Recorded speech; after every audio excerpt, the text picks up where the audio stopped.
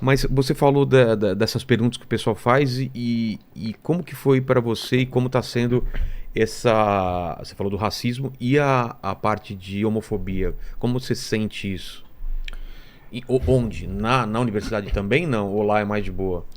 Então, Thiago, né, não vou falar por todos os LGBTs que estão na USP, mas eu nunca, acho que eu nunca sofri homofobia na USP, tá ligado? Se eu sofri, eu diria que foram duas coisas que eu interpretei como homofobia, mas que não foram muito explícitas, né, foram coisas veladas, né.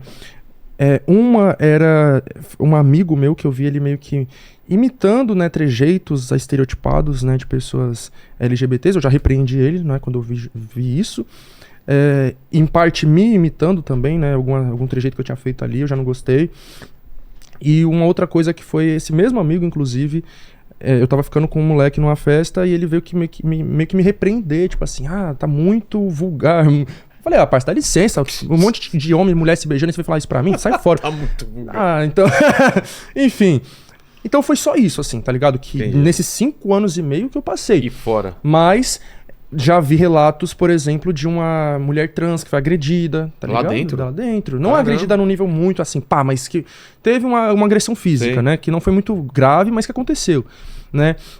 Então, com certeza, a realidade de pessoas trans ali vai ser bem pior, tá ligado? Tanto é que a gente também pauta a adoção de cotas para pessoas trans e travestis na USP, né? A UFABC tem. Que não tem hoje. Não tem, a UFABC tem.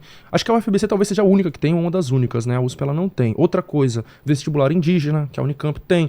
Porque esse negócio de juntar cota para preto, pardo, indígena, eu não acho correto, né? Os indígenas não acham isso correto, tá ligado? Porque você vai colocar cotas. Então, já. Sim, você põe cotas para pretos, pardos, indígenas, no final das contas só entra pretos e pardos. Cadê os indígenas? Entra um e olhe lá, tá ligado? Porque muitas vezes vem de uma outra realidade, etc. Então, né, o ideal é que não tenha vestibular, mas se tem, faça um vestibular específico para eles, né? Eu vi uma mulher indígena lá na USP falando isso, ela falou assim, eu não sou tão boa com a escrita, mas eu sou ótima falando. Então, se eu tivesse que passar por um processo seletivo que fosse uma prova oral, eu me sairia muito melhor do que numa prova escrita, tá ligado? Então tem que se adaptar às diferentes realidades, diferentes demandas, tá ligado? Mas enfim, então, eu particularmente não sofro homofobia dentro da USP. Isso é uma coisa que eu falo também nas minhas palestras, eu falo assim, o preconceito ele se manifesta de formas diferentes nos lugares, né? Tanto é o que eu tava falando antes, o racismo na USP ele se manifesta diferente dos diferentes lugares, né? E assim, na favela você não vai ver muito racismo, mas você vai ver muita homofobia. Na USP você não vai ver muita homofobia do que racismo. Porque na favela a maioria é preto, tá ligado? Então assim, existe, claro, né? Porque a gente mesmo sendo negros socializado para ser racistas, né? Mulheres são socializadas para ser machistas, enfim. Então você vai ver a própria mulher falando, não, lugar de mulher na cozinha. Mulher falando isso. E pessoas negras que também vão falar coisas racistas, tá ligado? Seja coisas mais diretas, principalmente, às vezes, na favela, a gente vê muitas pessoas negras de pele clara que não se reconhecem como negras, mas como pardas, e ofendem pessoas negras de pele escura, tá ligado? E vira e mexe, saem vídeos aí na mídia, tá ligado? A pessoa sendo racista aqui, aí você vai ver uma pessoa negra, de pele clara, parda, né? Inclusive, esse dia saiu de uma mulher, se eu não me engano, lá em Salvador, que o cabelo dela era loiro, tingido e alisado artificialmente, e ela chamando uma pessoa negra escura lá, acho que de macaco. Eu falei, meu Deus, a própria mulher negra. Nem se enxerga como, né? É triste. Você vê como que é o... Então, mas aí, na quebrada, o racismo, assim, ele não é tão forte. Ele existe, mas ele não é tão forte quanto é na USP, quanto nos bairros nobres. Mas a homofobia vem quanto? Tipo, então, agora a homofobia já é mais. Em que nível você vê isso? Descarado ou velado? Dos dois jeitos, né? Mas não violência física? Ou também acontece? Também.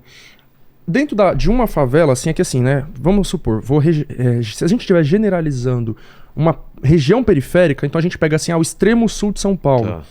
Se um gay que mora, sei lá, no Grajaú, sai pra ir curtir um baile no Paraisópolis, talvez ali ele sofra uma violência, tá ligado? Agora, dentro da favela dele é um pouco mais difícil, né? Então, dentro da minha favela, da minha quebrada, é um pouco mais difícil de acontecer. Mesmo que as pessoas ao redor não gostem de você, te olhem torto, pá, dentro de uma quebrada ali a pessoa não vai sair te agredindo de graça. Acontece, mas não é tão, né? Então, é mais em outros lugares, onde você sai de onde você mora, de onde as pessoas te conhecem, pra ir pra um outro lugar desconhecido, e ali você pode sofrer violências mais facilmente do que dentro da sua própria quebrada, né? Em outras quebradas talvez você sofra, e na sua talvez não. Então, a homofobia também ela se manifesta de muitas formas, né?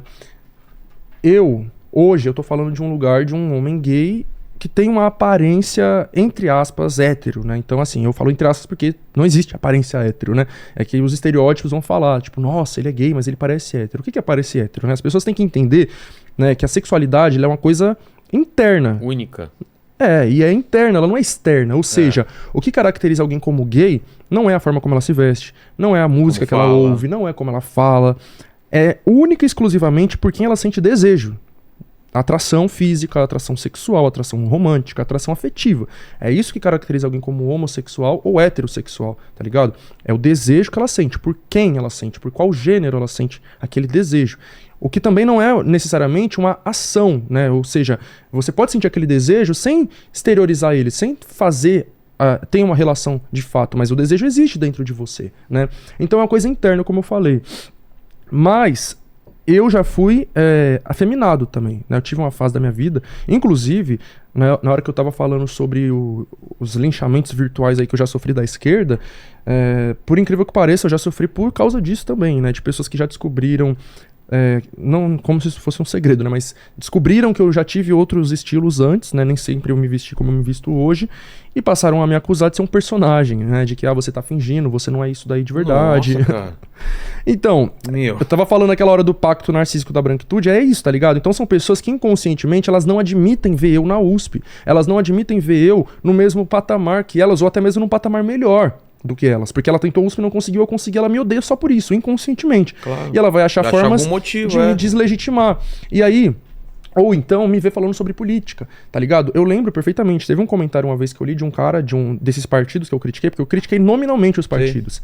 E o cara falou assim: a gente deu tanto espaço pra esse cara falar que hoje ele já tá se achando demais, já tá querendo falar mais do que deve. Cara, olha o preconceito na frase, e o cara ou não percebe, ou ele tá sendo um mau caráter pra caramba, né? Um cara de esquerda, que se diz comunista, inclusive, que falou, a gente deu espaço pra ele falar, porque é isso, né? Nossa, que legal. Demos espaço pro coitadinho, e agora ele se volta contra a gente. Exato. É uma cultura escravagista, inclusive, Exatamente. né? Tipo, olha, o cara que a gente controlava tá fora de controle. Como assim, cara? É a síndrome do Salvador Branco que existe dentro da esquerda. É o Salvador Branco, aquela ideia de que você depende de mim, cara, calma. Exato. Eu tô te falando que não é a hora de você falar, fica quieto, cara.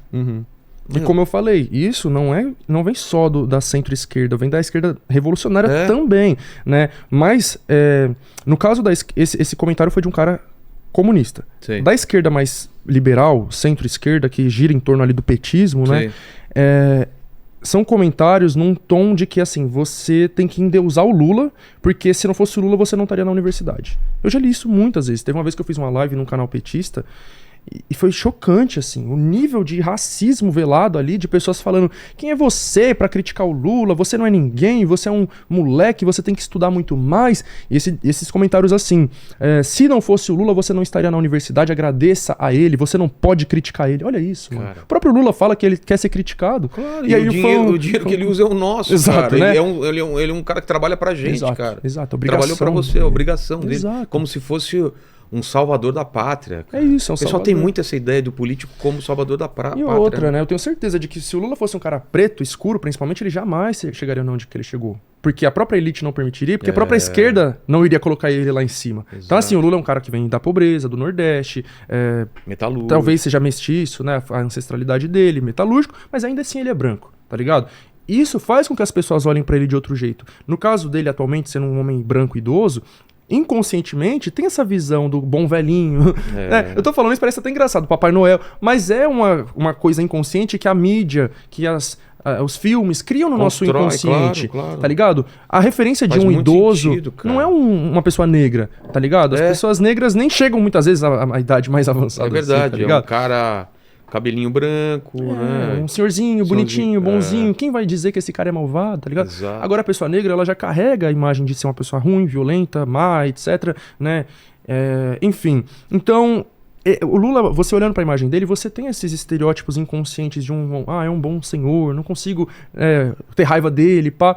Se fosse um cara preto, a própria esquerda boicotaria ele. Não iria colocar ele lá em cima como ele conseguiu, tá ligado? Enfim, então, mesmo sendo um cara que vem de baixo, chegando lá em cima... Você coloca essas questões E que merecem debate, que merecem ser ouvidos, né? Chegando lá em cima, ele também adota essa postura de Salvador Branco, né? Então você vê, Pai dos pobres, são né? coisas muito subliminares, né? Que é a senhorita Bira, lá do canal Algoritmo da Imagem, fala, semiótica, né?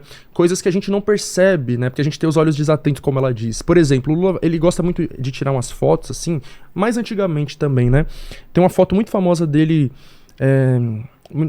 Não, essa não, é outra foto, né? Mais recente essa, com um homem negro, um senhorzinho negro. Então ele gosta muito de tirar fotos com pessoas pobres, pessoas negras, né? Abraçando, beijando. E eu reparei muitas fotos em que ele tá de cima e a pessoa negra tá de baixo. Isso é uma coisa muito subliminar. Você vê essa posição, né? O homem branco de cima e a pessoa negra de baixo, meio que, tipo, já tá nessa posição de desvantagem, agradecendo, né? Obrigado por ter me salvado, tá ligado? E aí, como eu tô dizendo, muitas vezes é uma coisa inconsciente. Não tô falando, porque o Lula é racista. É inconsciente. Não, também acho que seja tá ligado? Enfim, e a esquerda bate muito em mim por causa disso, porque é uma pessoa que não aceita estar nessa posição de, eu sou devoto do Lula, eu sou devoto da esquerda porque... Pelo amor de Deus, tá ligado? Você tem que bater palma, você tem que abaixar a cabeça, dizer amém pra tudo. Não, eu vou criticar. Eles não aceitam essas críticas, né? Então...